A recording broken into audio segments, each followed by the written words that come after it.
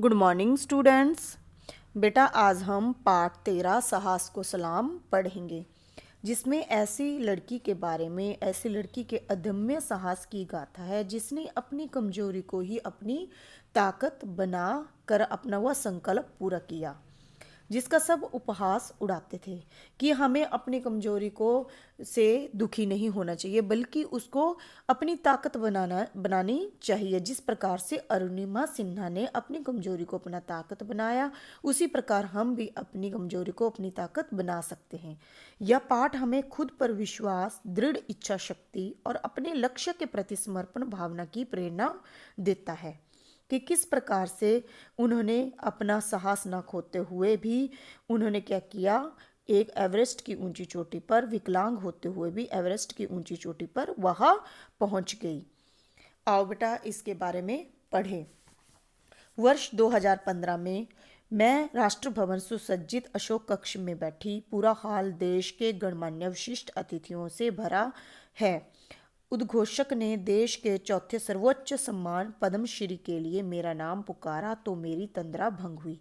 सुसज्जित हुआ, भलीभांति हुई, सजा हुआ और सर्वोच्च हुआ, सबसे ऊंचा तंद्रा होती है ध्यान कि मैं अपने अनुभवों को व्याख्या करती हुई बताती है। अरुणिमा सिन्हा की एक कक्ष, अशोक कक्ष है, वहाँ बैठी हुई है, वो भलीभांति सजा हुआ है। वहाँ पे देश के विशिष्ट अतिथियों से भरा हुआ है कि ऊंचे पदों में विराजमान अतिथि मेहमान हैं, उनसे भरा पड़ा है। उद्घोषक हुआ, घोषणा करने वाले ने देश के चौथे सर्वोच्च सम्मान के लिए, सबसे ऊंचे सम्मान के लिए, पद्मश्री के लिए मेरा नाम पुकारा, जिससे मेरा ध्यान भंग हुआ। अरुणिमा सिन्हा विश्व की प्रथम महिला पर्वतारोही जिन्होंने अदम्य साहस का परिचय देते हुए विकलांगता के बावजूद विश्व के सर्वोच्च शिखर माउंट एवरेस्ट पर विजय प्राप्त की। अरुणिमा सिन्हा, यहाँ पे प्रश्न बनता है कि विश्व की प्रथम विकलांग महिला कौन थी जिसने विकलांग होते हुए भी माउंट एवरेस्ट पे विजय प्राप्त की? तो कौन होगी? अरुणिमा सिन्हा। अशोक हॉल करतल, करतल हुआ तालियों, तालियों की आवाज से गूंज उठा।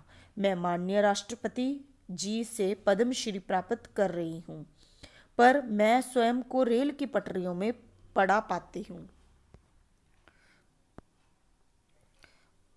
मेरी बाईं टांग घुटनों के नीचे से कट गई है, दूसरी टांग भी जख्मी है। मेरा ऊपर से एक के बाद एक ट्रेन धड़धड़ाती हुई गुजर रही है। रीढ़ की हड्डी में भयानक पीड़ा हो रही है। वह अपने अनुभव बता रही है कि वह इनाम लेते हुए जब उसको पद्मश्री के लिए पुकारा जाता है तो उसे अपनी पिछली जिंदगी की लाइफ के बारे में स्मरण हो पाता है कि किस प्रकार से वह अपने आप को रेल की पटरियों पर पड़ा पाती है और उसकी एक टांग कट जाती है, दूसरी टांग भी क्या है, जख्मी है, और उसे लगता है कि उसके ऊपर से ट्रेन गुजर रही है।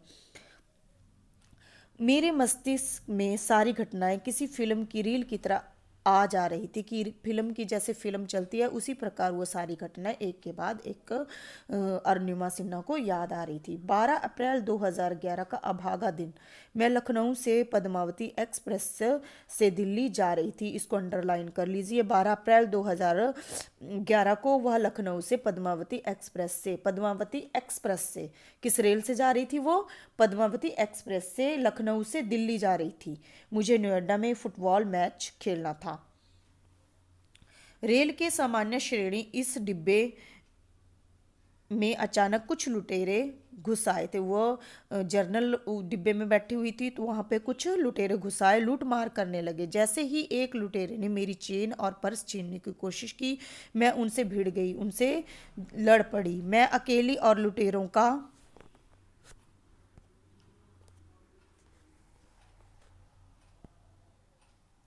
पूरा गिरोह कि पूरा गैंग था। उन्होंने मुझे चलती ट्रेन से बाहर फेंक दिया। मैं दूसरी पटरी से गुजरती हुई ट्रेन से टकराकर गिर गई। पूरे 7 घंटों तक मैं पटरी पर असहाय पड़ी रही कि बिना मुझ में कोई सहायता नहीं की। असहाय, बिल्कुल निर्बल पड़ी रही।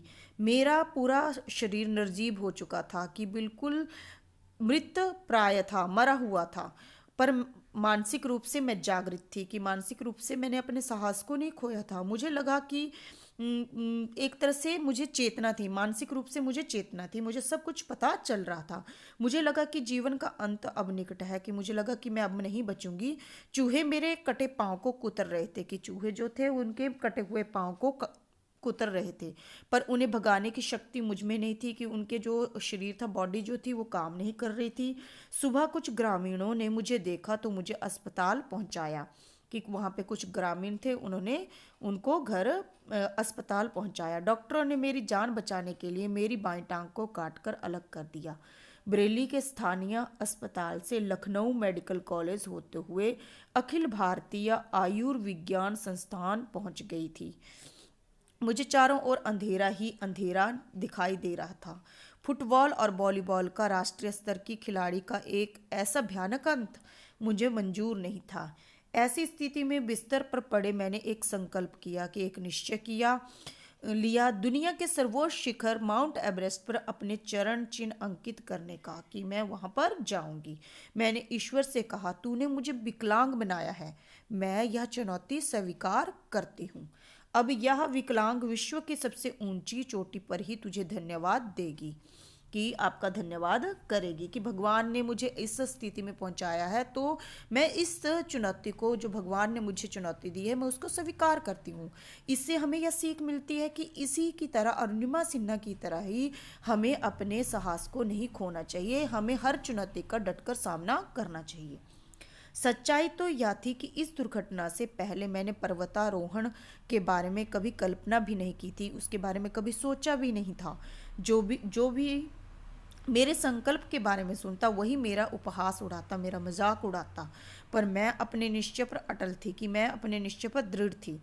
मेरे भाई ओम प्रकाश सिन्हा और पूरे परिवार ने मेरा हौसला बढ़ाया। इनके भाई का क्या नाम था? ओम प्रकाश सिन्हा।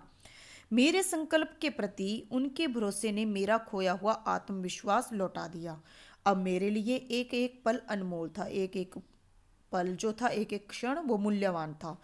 अस्पताल से निकलने के बाद जब सामान्य लोग अपने घर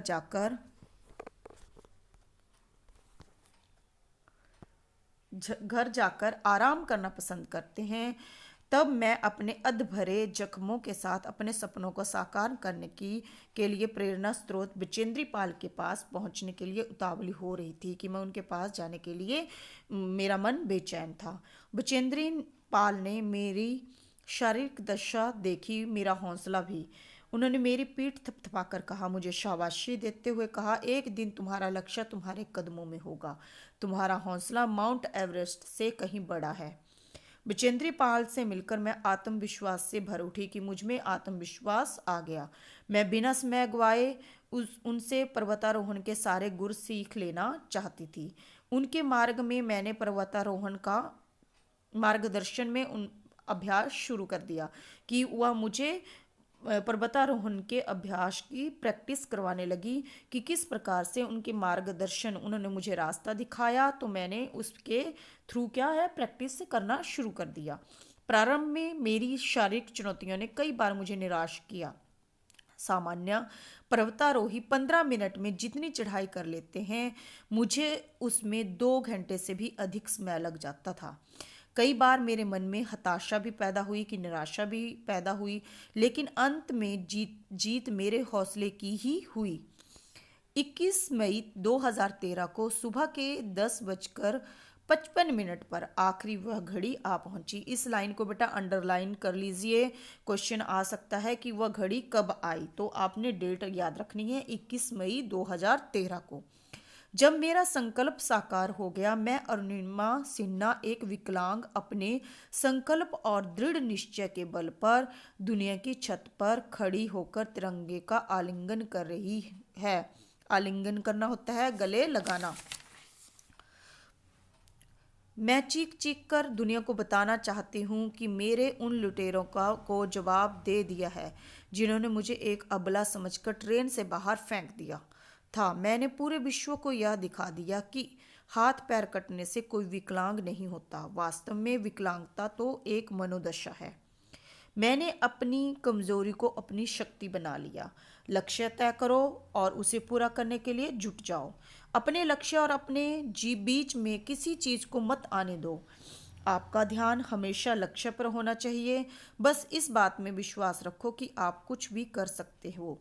यदि आप इच्छा शक्ति से इतनी दृढ़ है तो आपकी इच्छा शक्ति इतनी दृढ़ है तो कोई भी बाधा आपके मार्ग को नहीं रोक सकती।